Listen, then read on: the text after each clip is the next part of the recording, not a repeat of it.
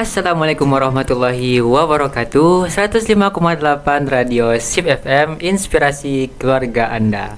Kembali lagi bersama kami dalam acara Oasis, obrolan santai menginspirasi. Nah, pada episode sebelumnya kita sudah membahas nih tentang bagaimana keadaan santri ketika setelah mereka balik dari libur panjang mereka nih, apakah akan lalai atau tidak, dan itu sudah dikupas tuntas habis ya kemarin.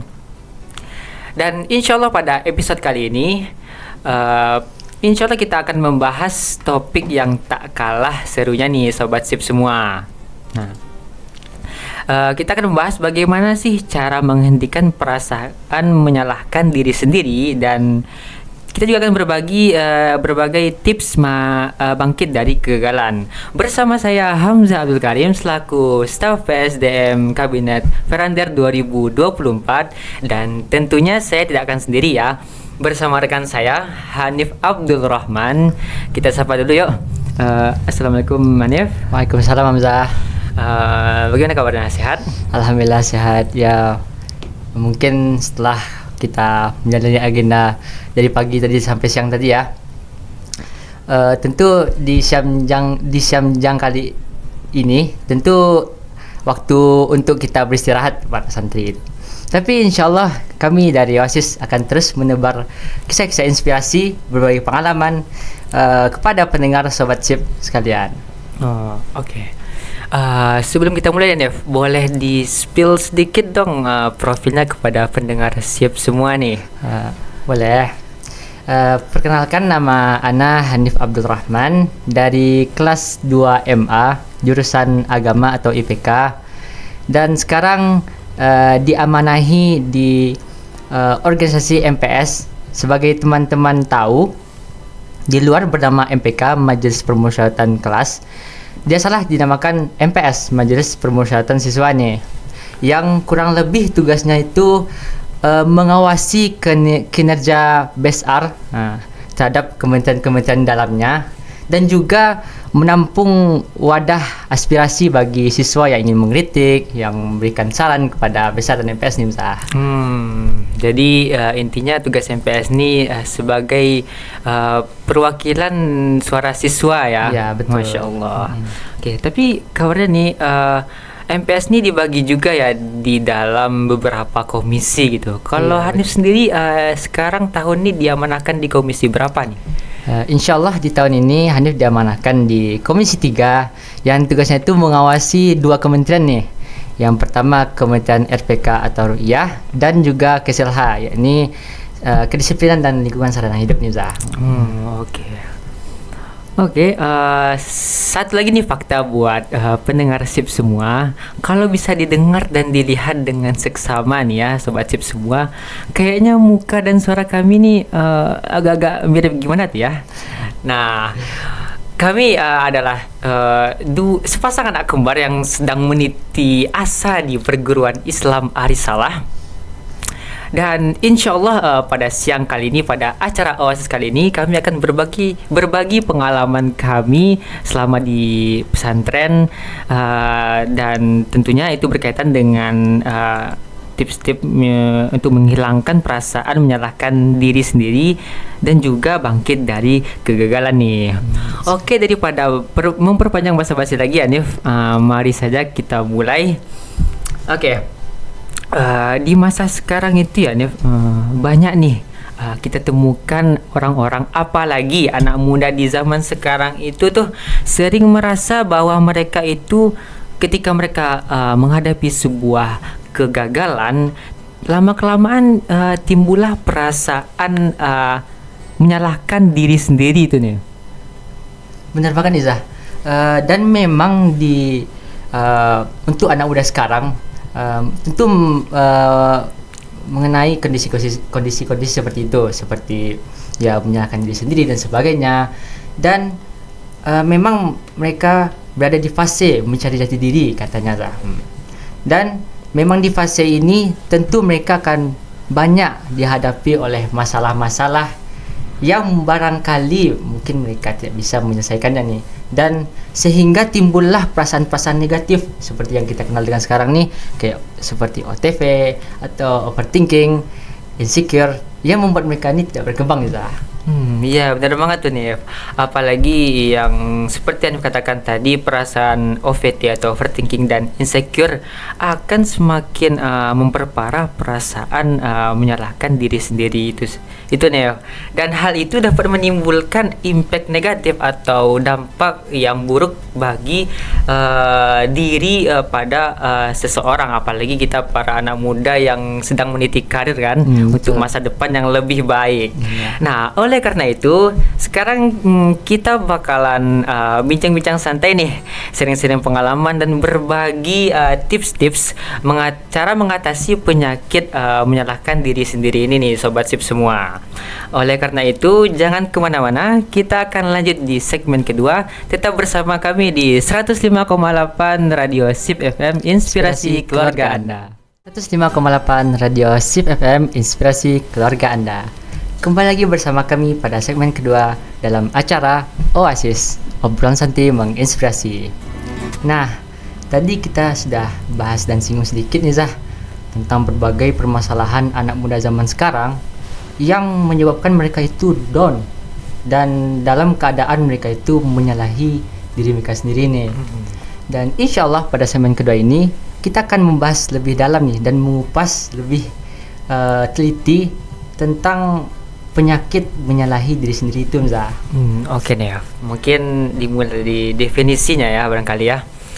Oke, pemirsa pendengar Sip FM semua, penyakit menyalahkan diri sendiri ini lebih dikenal dengan sebutan shame dalam bahasa Inggrisnya. Dan biasanya penyakit shame ini timbul akibat lemahnya mental seseorang dalam menghadapi kegagalan yang mereka alami di kehidupan mereka sehari-hari nih. Jadi penyakit ini erat ya kaitannya dengan kesehatan mental seseorang ya, Zah? Iya nih, benar banget tuh. Dan yang namanya penyakit mental itu juga sangat bergantung dengan mindset atau pola pikir seseorang terhadap suatu peristiwa yang mereka alami nih. Ya, bagaimana mereka memainkan jalan pikiran mereka terhadap suatu peristiwa itu juga akan sangat mempengaruhi perasaan shame atau menyalahkan diri sendiri yang timbul dalam diri mereka. Jadi kira-kira kan itu masalah berkaitan dengan mindset ya, Zah. Memang mindset itu penting ya, Zah, karena bagaimana dia tuh memunculkan aura-aura dalam diri kita yang tentunya menentukan apa tindakan yang kita lakukan setelahnya itu. Iya benar banget nih. Nah, jadi contohnya gini nih, misalnya ada murid yang mendapatkan nilai yang jelek di mapel MTK nih. Nah, jika kita lihat lebih lanjut, di situasi seperti ini akan ada dua sudut pandang atau dua orang yang akan berbeda nih dalam menyelesaikan kegagalan seperti ini nih. Nah, jika orang itu berpikiran positif dan memasukkan segala aura-aura positif di dalam pikirannya, seperti oke, aku sekarang mendapatkan nilai yang jelek di mapel matematika, jadi selanjutnya berarti aku harus melakukan yang namanya mungkin lebih banyak latihan atau lebih aktif di kelas atau lebih sering bertanya kepada guru dan teman dan sebagainya. Dan ya dapat kita lihat ya, tak sedikit orang yang memiliki mindset positif seperti ini di dalam kegagalan mereka itu dapat mendapatkan hal yang feedback yang positif juga terhadap diri mereka, sehingga nilai MTK yang tadinya jelek dapat meningkat secara signifikan tuh nih. Dan jika kita melihat dari sudut pandang yang lain, seperti orang-orang yang berpikiran bahwasanya MTK ini susah, atau aku nggak suka MTK karena banyak angka-angkanya buat pusing, mengerjakan soal aja belum gitu. Melihat angka-angka saya sudah pusing. Nah, mereka itu tentu tidak akan mendapatkan impact atau dampak positif terhadap diri mereka. Yang ada untuk seterusnya mereka akan terus-terusan remedi dalam mapel MTK tuh nih. Dan sehingga dia juga nggak berkembang juga ya, Zah? Iya, benar banget. Dan teringat ya Zah, ketika kita mungkin permasalahan yang mungkin relate dengan contoh tadi, ketika kita manggung nih, ingat nggak Zah? Oh ya, pada di acara pentas seni ya. Iya, pentas seni. Oh ya, for information nih bagi pendengar semua. Jadi di ada salah satu ada yang namanya pentas seni yang diadakan oleh abang-abang kelas 3 MA nih yang akan mau tamat. Yang bertujuan ya sebagai persembahan terakhir lah mereka di ada salah. Dan ketika itu nggak salah kita nampilin apa nih? Nampilin kayak lip sync kayak Oh ya, lip lagu sync gitu ya. Zah. Ha. Dan itu barangkali itu first time ya bagi kita untuk tampil di Depan banyak depan orang sebanyak itu ya.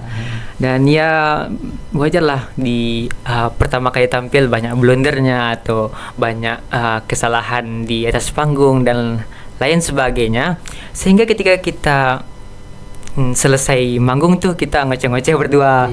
Tadi salah ini, aduh tadi ekspresinya kurang, atau aduh gimana nih pendapat atau gimana nih pandangan orang-orang ke kita habis ini, pasti jelek, pasti buruk dan lain sebagainya, yang ya mindset negatif itu seketika muncul di benak kita berdua nih, dan akhirnya tuh dampaknya sampai hampir 3 hari ya. Iya, 3 hari. 3 hari itu kita kayak malu gitu ketemu sama orang lain, terus kayak ya karena kita nampil di depan abang-abang, teman-teman adik-adik ya, jadi kayak di luar tuh kayak pas kita keluar ambil makan atau gimana, kayak kita mikir malu lah Orang ini jijik kita dalam hati gitu kan Zah. iya benar banget tuh nih. Dan seingat aku tuh kita tuh sampai takut memakai outfit ketika kita tampil di panggung tuh. Aduh, sangat buruk sekali ya dampak dari mindset negatif ini.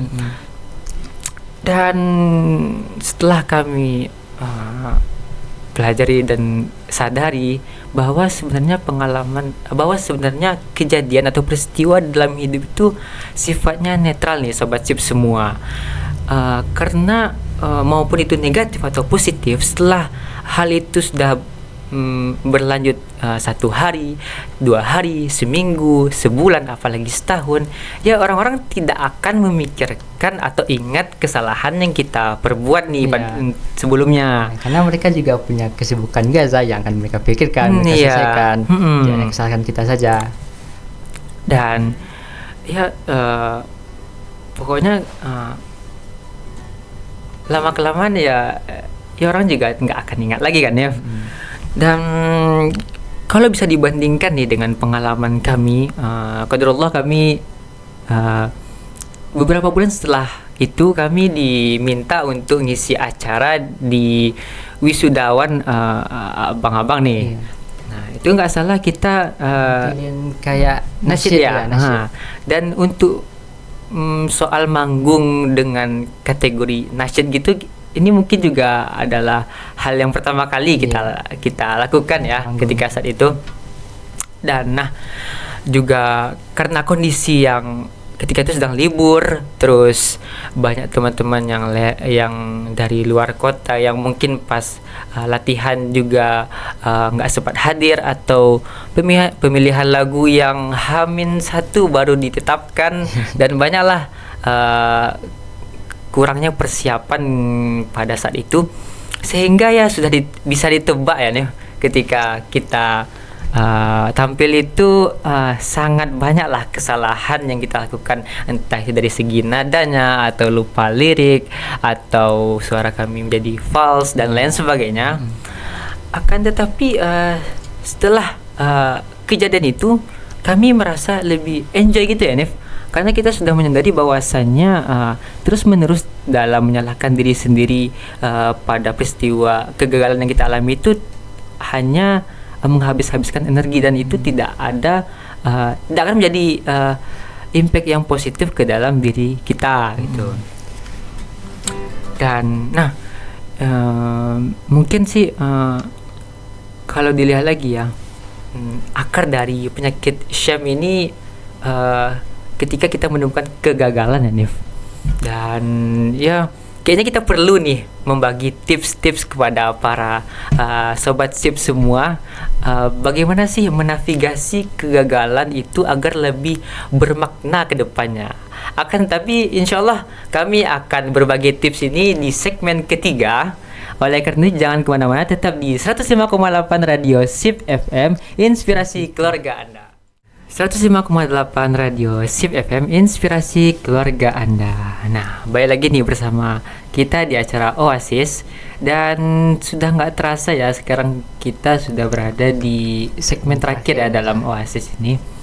Dan seperti yang sudah kita janjikan tadi, insya Allah pada segmen ketiga kali ini kita bakalan ngasih tips nih kepada teman-teman semua, bagaimana cara menavigasi kegagalan agar kegagalan itu dapat menjadi suatu hal yang valuable atau bernilai, sehingga itu dapat menjadi batu loncatan kita ke depannya nih. Tapi sebelum kita kasih nih tips-tips kepada keluarga sip semua, ada satu hal yang penting nih, yang dimana hal ini akan menggantungkan, akan mempengaruhi, akan bagaimana, apakah keluarga sip semua dapat melakukan 4 hal ini tadi. Nah, itu adalah kesungguhan ya, kesungguhan dan niat serta komitmen yang kuat, sebagaimana salah satu motivasi yang mungkin sudah sering kali ya kita dengar di pesantren-pesantren, yaitu menjada wajadah. Siapa yang bersungguh-sungguh maka dia akan mendapat. Nah, jadi yang pertama nih, kita harus berkomitmen dulu nih, apakah kita mau atau tidak nih, karena mau atau tidaknya tuh kan perlu effort juga kan ya, dan perlu perhatian yang kuat juga kan, karena sejatinya untuk merubah diri ke dalam hal yang lebih baik itu perlu komitmen dan niat yang kuat. Oke. Langsung saja nih Zah, yang tips pertamanya. Oke, langsung saja ya. Yang pertama itu adalah ketika teman-teman semua berhadapan dengan suatu kegagalan, hal yang pertama teman-teman harus lakukan yaitu mulailah fokus dengan hal-hal yang dapat teman-teman kerjakan untuk saat ini. Nah, jangan terlalu mempermasalahkan hal-hal yang di luar lingkup yang mungkin nggak bisa kita kendalikan. Nah, seperti ini nih, misalnya kita teman-teman ikut lomba debat nih, dan pada saat itu teman-teman kalah nih pada lomba debat. Nah, teman-teman jangan langsung kayak menyalahkan juri, mungkin jurinya kurang kompeten, atau teman-teman nggak terima dengan rasanya lawan-lawan aku ini kayaknya nggak pantas untuk menang gitu, atau mungkin lawan kita tuh kayak punya orang dalam gitu ya. Betul, dan hal negatif lain sebagainya, dan itu sebenarnya nggak dapat kita, di luar jangkauan yang dapat kita kendalikan nih.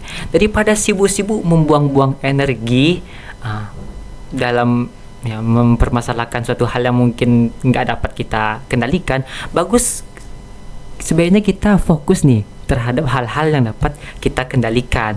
Seperti berarti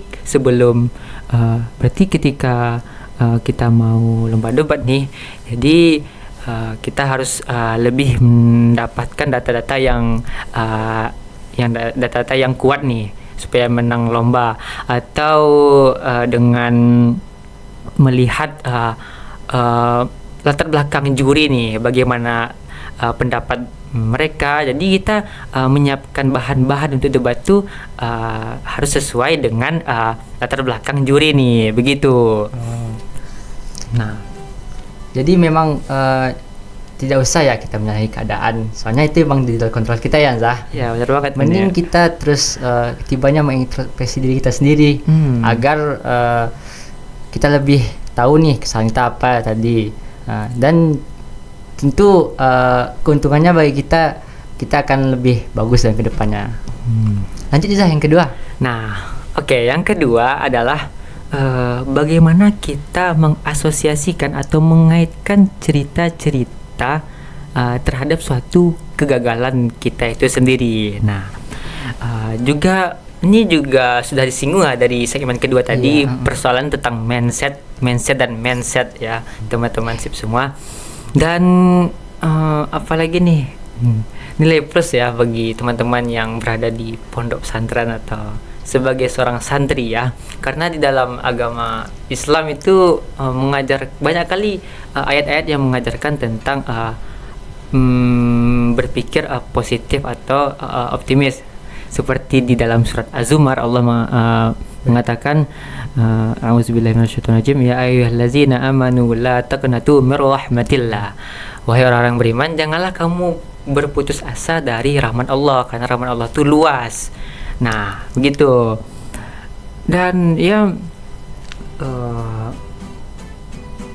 memang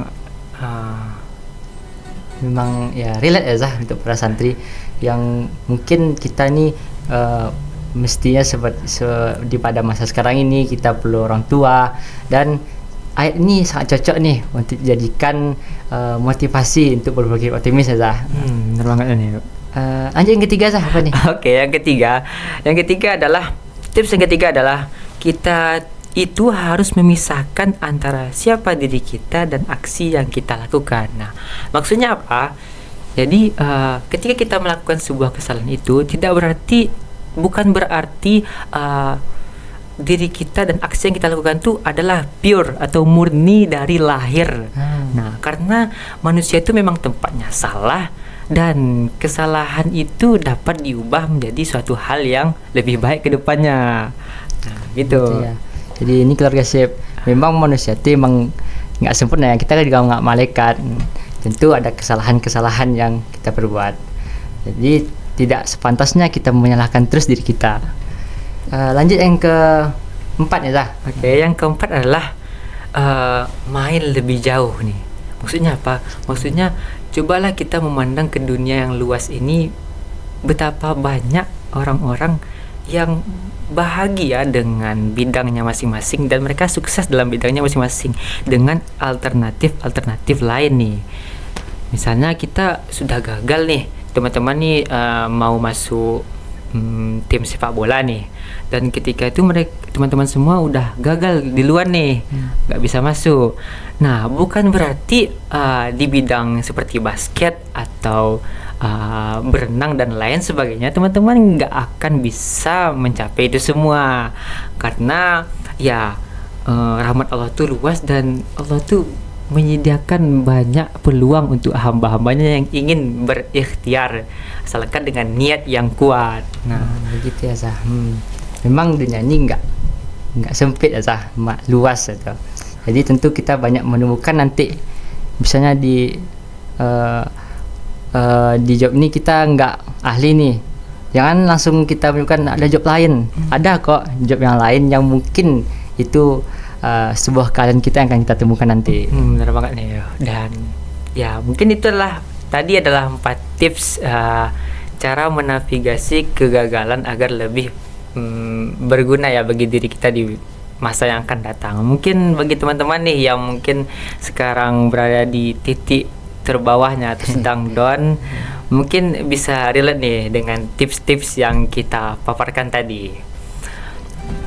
Nah, mungkin ini udah nggak terasa ya, tadi kita sudah memaparkan di segmen ketiga ini kita sudah memaparkan tips-tips dari cara mengatasi kegagalan, dan di segmen kedua tadi kita juga sudah mendefinisikan ya apa itu penyakit shame dan apa saja penyebabnya.